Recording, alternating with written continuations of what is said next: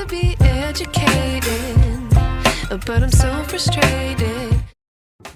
Hey guys, welcome back to the Music Mindset channel. Thanks to the subscribers and all the people that keep watching the video. I appreciate that type of stuff. And don't forget to comment and like and share and all that stuff. Well, tonight we're going to be getting into Mtume, James Mtume, and that band Mtume, and that song Juicy Fruit. Man, I'm telling you, if you're one of those people that really dig that old school music, you got to know about this song, because I know when it came out, it was all over the radio all the time.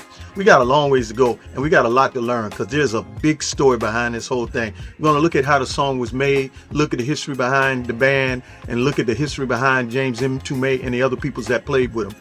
Hey, hang in there to the bottom. You'll learn something new.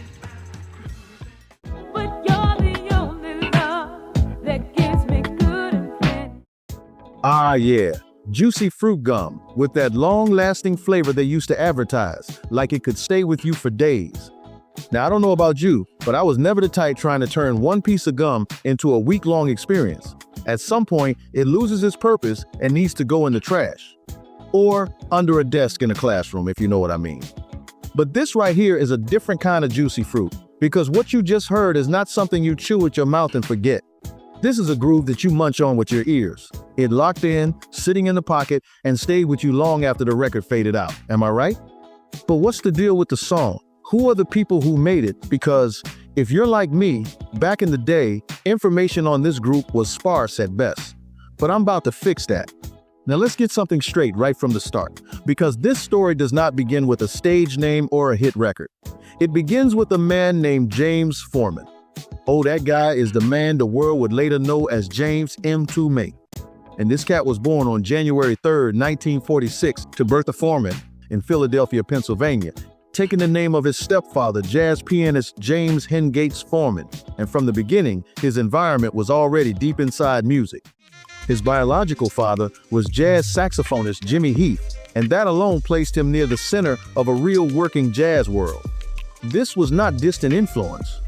This was direct exposure to the kind of musicians who were shaping modern jazz in real time, including figures like John Coltrane, Dizzy Gillespie, and Thelonious Monk, who were part of the cultural atmosphere around him as he grew up. Even with that musical environment surrounding him, James did not begin his journey as a full-time musician.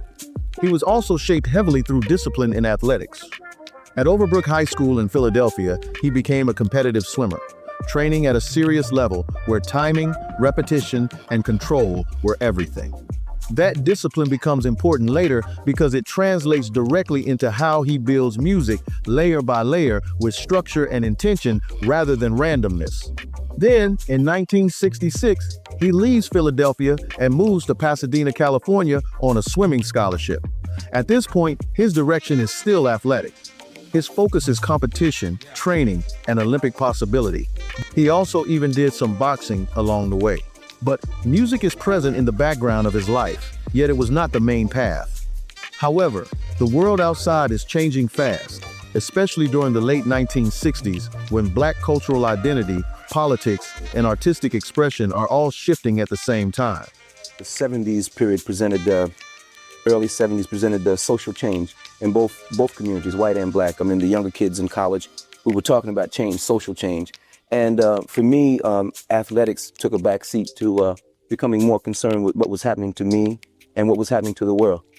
So, during this period, he becomes involved with the cultural nationalist organization US, led by Maulana Karenga, the same figure connected to the creation of Kwanzaa.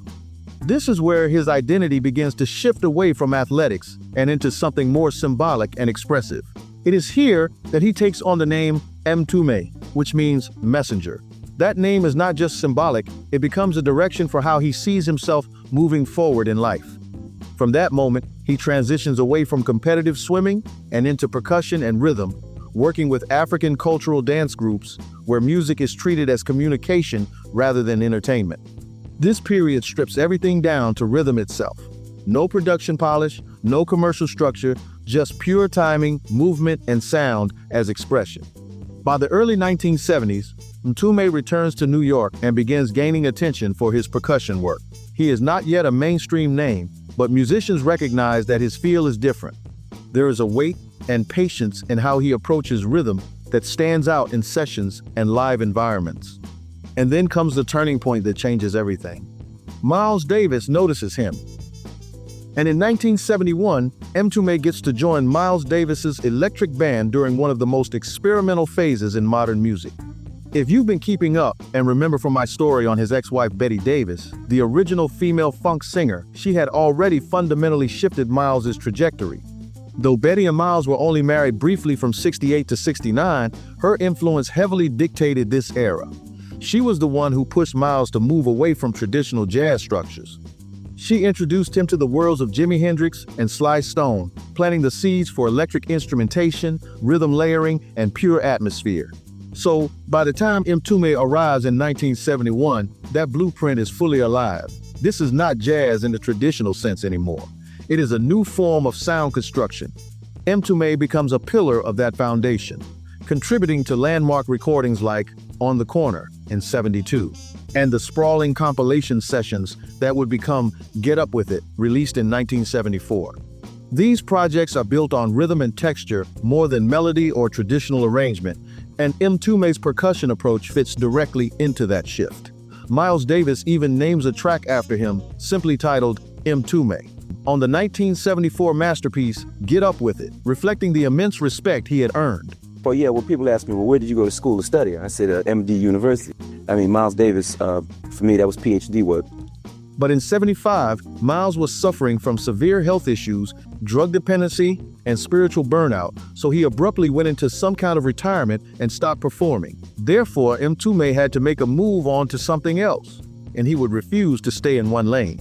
And coming through that situation, after leaving, I decided that I wanted to pursue production and writing. He looks at his fellow Miles Davis bandmate, brilliant guitarist Reggie Lucas, and the two realize they share a vision for the future of R&B. Now, history usually focuses on James and Reggie as a two-man production duo, but the truth is, their studio tracks and live shows required a massive, self-contained band to actually play the music. They couldn't do it alone. They had the concept, the rhythm, and the guitar work locked down, but they were missing the core musical framework. But to build this new sound, they need the perfect pieces. First, they recruit session keyboard player Hubert Eaves III. James and Reggie recruited him straight out of Gary Bartz's NTU troupe for his elite jazz funk pedigree. Hubert brought the keys and advanced synthesizer arrangements, serving as the literal musical foundation of this era and playing on every single track this crew worked on. He was the sonic engine driving the pocket of their production work. Yeah, and that's the genius who would later go on to launch D-Train with James Williams. Next, they look to find their secret weapon. While in Washington, D.C., a mutual friend introduces them to a young powerhouse vocalist fresh out of Howard University named Tawatha Agee. Now, Tawatha was already involved with a group called Hot Tea.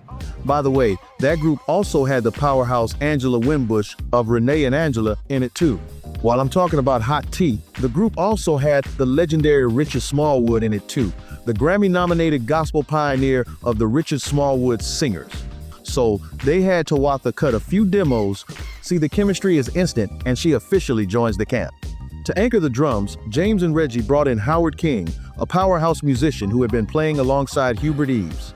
Howard brought the ultimate pocket, serving as the heartbeat of their early studio arrangements and tracking those heavy rhythms before moving on to also work with D-Train in the '80s. On bass came Basil Farrington.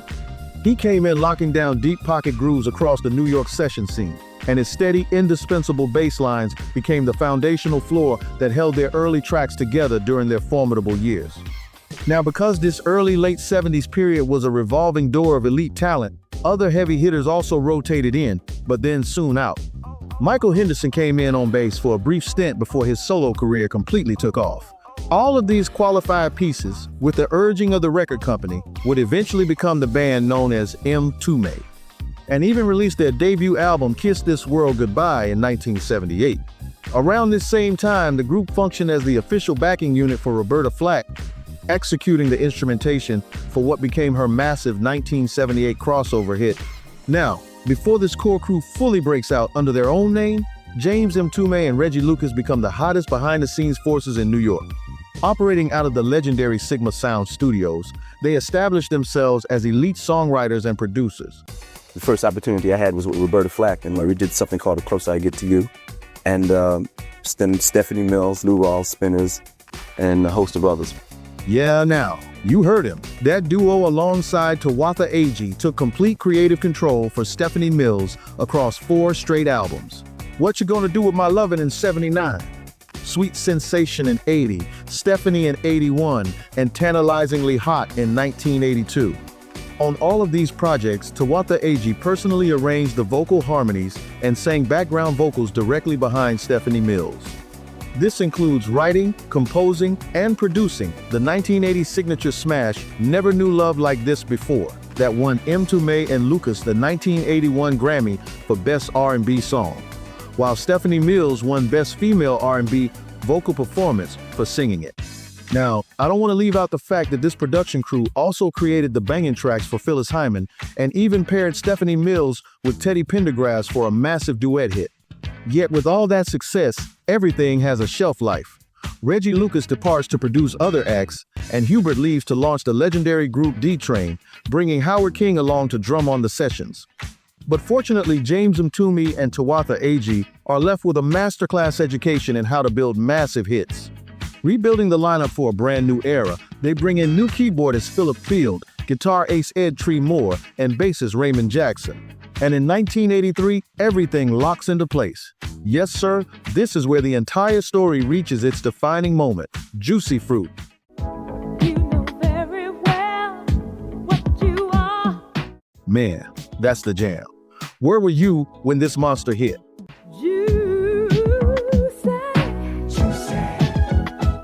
I know it caught me by surprise, and at first, it was so different that I thought somebody was playing around on the radio because I couldn't believe the words I was hearing as a kid just out of high school. I'll be your lollipop, candy kisses everywhere. Wait a minute, nah dog, that ain't the version I heard. And if you weren't just listening on MTV and other platforms that wanted it cleaned up, you would know they actually said, "You can lick me everywhere."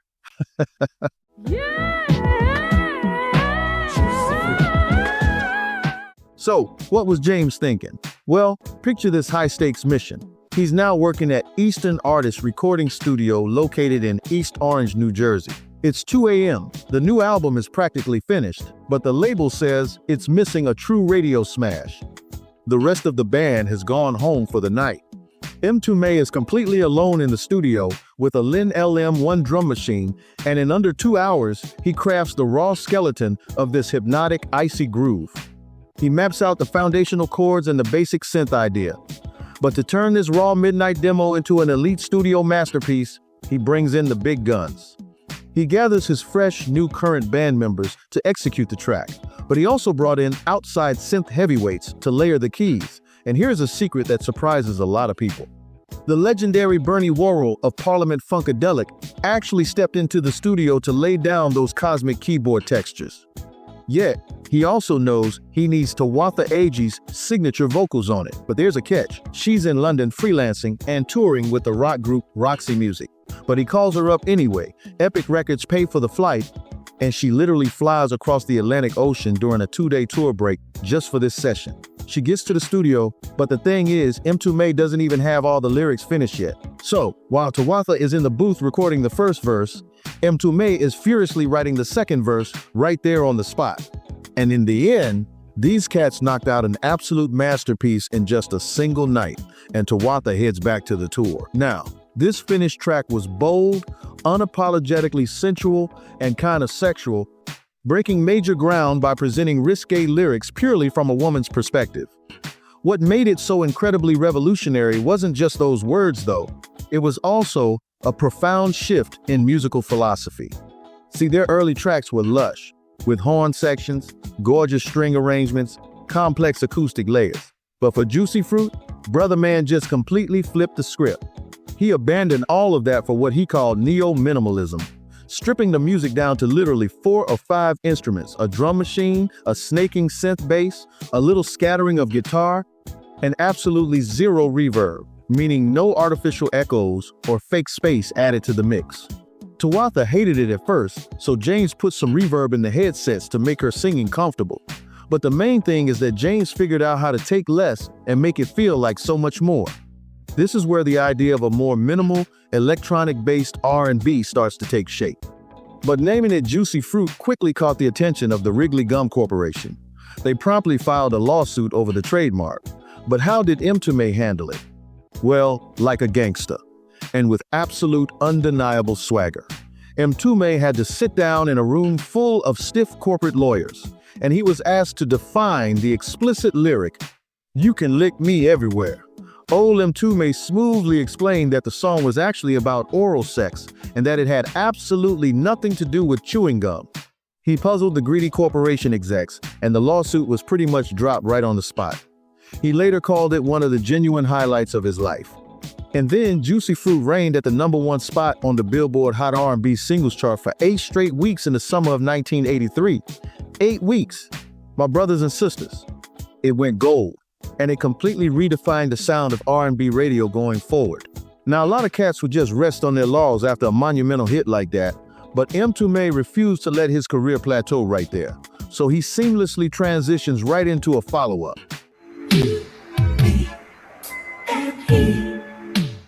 Yeah, another incredible hit, You, Me, and He, which hit #2 on the R&B charts in '84, but Mtume had a lot of other things on his mind at the same time, and by 1986, he disbands the group, moves into television, and becomes the music supervisor for that culturally defining 90s cop show, New York Undercover, beautifully blending old musical legends with the new R&B stars. And eventually, this deeply intellectual man transitioned again to something else, spending 18 vital years as a #1 talk radio host on New York's Open Line, actively dissecting politics, culture, and activism. But Mtume's Juicy Fruit masterpiece was quietly preparing for a second life. Sampled over 100 times, it literally became the foundational DNA for East Coast hip-hop. It was all a dream. I used to read Word Up magazine. And of course, the absolute most famous example is the Notorious B I G's 1994 classic. When Biggie famously declared, "It was all a dream," it was Mtume's neo-minimalist groove carrying that story to the top of the charts again, introducing his genius to a completely new generation and cementing the song's absolute immortality. Now, initially, he kind of questioned the sampling era, calling it Memorex music. But eventually, he sat down with his son, really listened to what the hip-hop movement was doing, and he fully embraced it as a powerful continuation of Black consciousness. But, like it always comes down to, nothing lasts forever, and that's a fact. So sadly, on January 9th, 2022, James Mtume ended his run as a creative genius and passed away at the age of 76 after a long battle with cancer. He was survived by his wife, Camille Mtume, who had been his partner through the many seasons of his life. James was also a devoted father to 6 children, some of whom are in the entertainment industry. Let it be said and entered into the record that James Mtume's career had a profound and varied influence on music and the music industry, shaping the sound and sensibility of multiple generations. Moreover, he was not only a musical pioneer, but an influential advocate and activist for Black culture and history. Yeah, man, that's James Mtume, his band, his projects, and the people that played with him. Class dismissed. See you next time on the Music Mindset Channel.